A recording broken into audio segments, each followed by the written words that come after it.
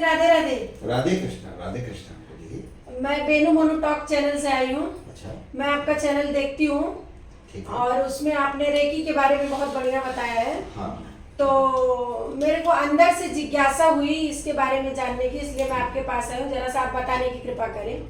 बिल्कुल, बहुत अच्छा प्रश्न किया है जी। और इससे और भी लोगों को लाभ हुआ है, जी तो मैं बिल्कुल। मानता हूँ। रेकी एक प्राणशक्ति है, जी एक ब्रह्मांड की ऊर्जा है, जी जिसकी वजह से हम जिंदा हैं। जब कोई जो है प्राणी गर्भ में आता है, उसके बाद प्रभु उसके अंगों की संरचना करता है, उसके बाद वो अपनी प्राण शक्ति डालता है, जिसको लोग कहते हैं कि स्वयं वो उनमें प्रविष्ट होकर बैठता है। और इतने जो है माहौल में, यानी समझो पेट कितना गंदगी में रहता है, उसमें भी वो स्वस्थ रहता है और अच्छी फीलिंग के साथ रहता है। यानी कोई ऐसी दिव्य शक्ति है जो उसको 9 महीने तक जिंदा रखती है। नहीं तो आप एक मिनट को सांस बंद करके देखिए, रह नहीं पाएंगे। वही प्राण शक्ति ये रेकी है जो हमारे पूरे शरीर में प्रभावित होती है, और जिसकी रेकी, जिसकी प्राण शक्ति, जिसका ओरा पावरफुल है, वही व्यक्ति सक्सेसफुल माना जाता है। अच्छा, अगर उसको जो है कहीं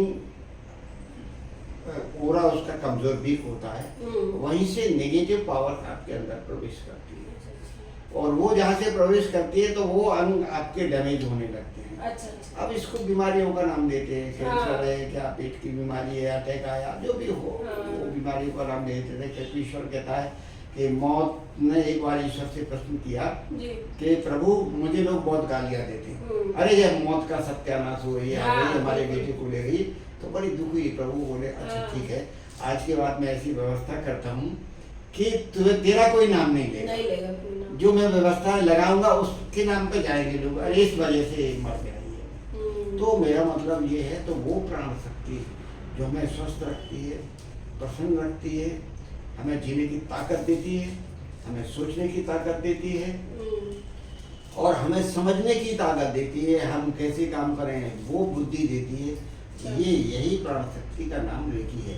अब रेकी नाम कैसे हुआ, अभी प्रश्न तुम्हारा ये भी हो सकता है कि प्राण शक्ति की आप बात कर रहे हैं, तो रेकी कहाँ से आ गई? हाँ, रेकी कहाँ से? उसका और इसका प्रयोग कैसे करते हैं, हमको दोनों बताइए। हाँ, ये बहुत अच्छा एडिशनल प्रश्न, बहुत अच्छा किया। एक्चुअली में क्या है, ये जापान में डॉक्टर उसेई थे, मेकाओ उसेई नाम था उनका। वो एक टीचर थे वास्तव में। अच्छा। तो पढ़ाते थे। वो पढ़ते हुए बच्चे ने एक प्रश्न किया कि हमने सुना है कि ईसा मसीह लोगों को हाथ रखने से ठीक हो जाते थे, लोगों की इवन जिंदा भी किया, ऐसा भी प्रमाण मिलता है। तो ये संभव है क्या? अब इसका जवाब वो नहीं दे पाए। तो उन्हें लगा कि स्टूडेंट को मैं उसका जवाब नहीं दे पाया, तो मेरा मतलब पढ़ाने का कोई अर्थ है ही नहीं। उसी वक्त जो है उन्होंने छुट्टी लिया और इसकी खोज शुरू की। अच्छा।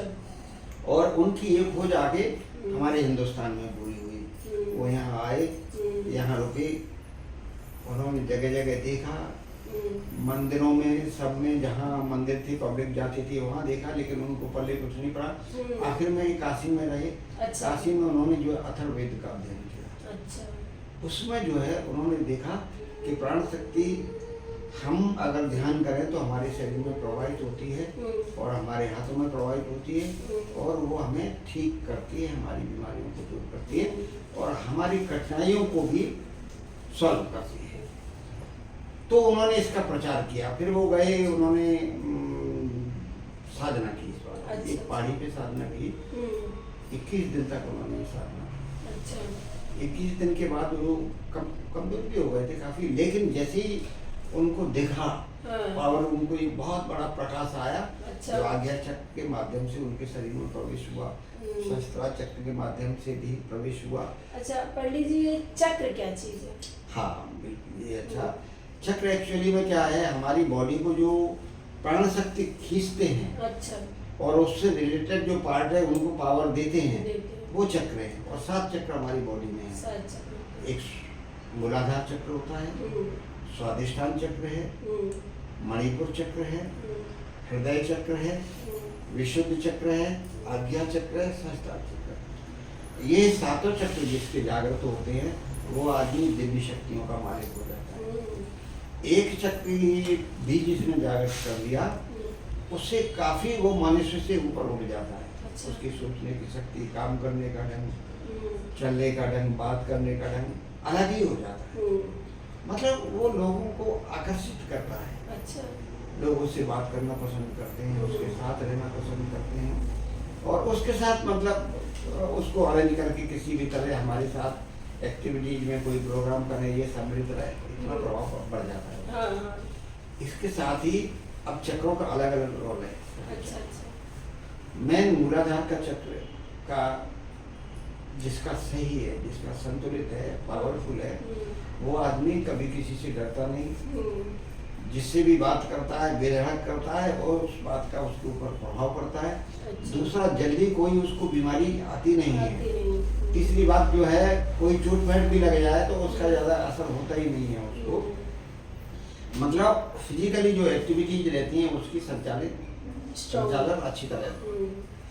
दूसरा रहा स्वादिष्टान चक्र। स्वादिष्टान चक्र जो हमारे जननांग हैं उनको पावरफुल बनाता है। किसी को कोई पीड़ा होती है या कोई दिक्कत होती है तो स्वादिष्टान चक्र पे रेखी को प्रभावित करके उस पीड़ा को दूर किया जा सकता है। या कभी कभी हम सुनते हैं किसी को संतानोत्पत्ति नहीं हो पा रही है या कोई कारण आ रहा है तो डॉक्टर तो अपना इलाज करते हैं, लेकिन हमारी शक्ति उस चक्र को ठीक करती है। अच्छा। और जैसे ही वो चक्र ठीक होता है तो उसके जो जननांग है वो पावरफुल हो जाते हैं और उसको संतानोत्पत्ति की पावर मिल जाती है। अच्छा। और स्वाभाविक रूप से, अच्छा इसके साथ विशेष बात ये है वो संतान बहुत दिव्य होती है, पावरफुल होती है। जी हाँ।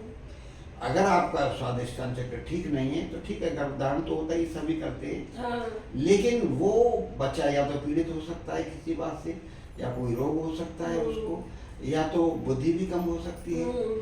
लेकिन उसका स्वादिष्टान चक्र अगर मजबूत है, स्ट्रॉन्ग है, तो उसकी संतान भी बहुत ही बुद्धिशाली होगी। अच्छा। ये स्वादिष्टान का काम है। और बीमारियां भी उससे संबंधित है जो ठीक होती है। अब मणिपुर का काम है। मणिपुर चक्र होता है एक्चुअल में ये अग्नाशय चक्र होता है। अच्छा।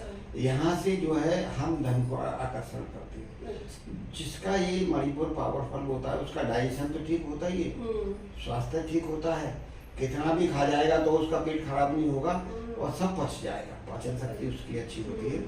और यहाँ से रिलेटेड 72,000 नाड़ियाँ होती हैं जो पूरे शरीर में फैली रहती हैं।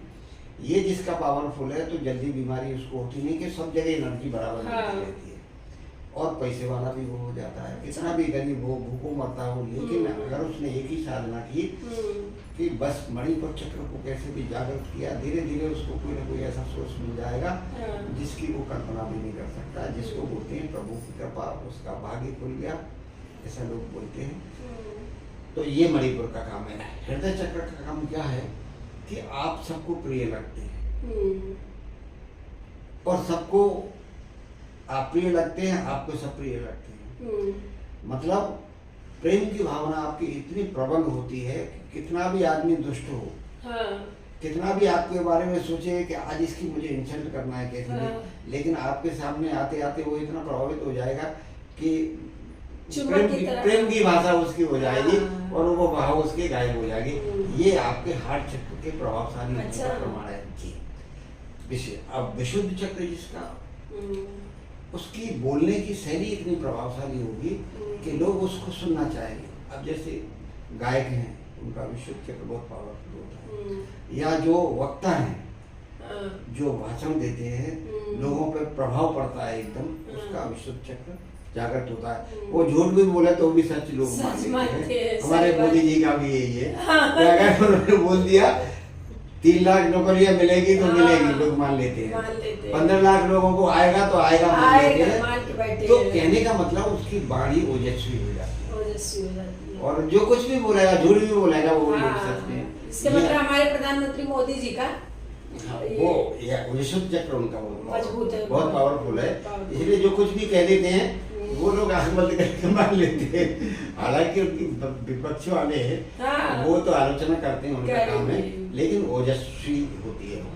और दूसरा सुरीला गला होता है। हमारे जो सिंगर्स होते हैं उनका विशुद्ध चक्र बहुत अच्छा होता है, पावरफुल होता है। इसलिए वो जो भी गाते हैं वो लोग सुनते रहते हैं। मंत्र मुग्ध हो जाते हैं। अब आज्ञा चक्र आ गया। आज्ञा चक्र का काम ये होता है कि आपकी दूरदृष्टि काम करती है। कहते हैं ना शंकर जी का तीसरा नेत्र। हाँ, शंकर। मतलब अगर कोई विघ्न है या विशेष रूप से आपके साथ कोई हानि करने जा रहा है, उसे पहले ही समझ में आ जाएगा और पहले से इंतजाम कर देगा उसका। या दूसरा, उसको क्रोध भी आ गया, उसने जो सोच भी लिया वो उसके साथ हो जाएगा। जैसे बताते ना कि उसको श्राप दे दिया किसी ने। श्राप दे दिया। एक्चुअली में क्या है, उसका आज्ञा चक्र इतना प्रभावशाली होता है कि उसने सोच के जल लिया और छिड़क दिया, तो वो उसको होना ही है। अच्छा, किसी की बात सही हो भी जाती है, होती भी है।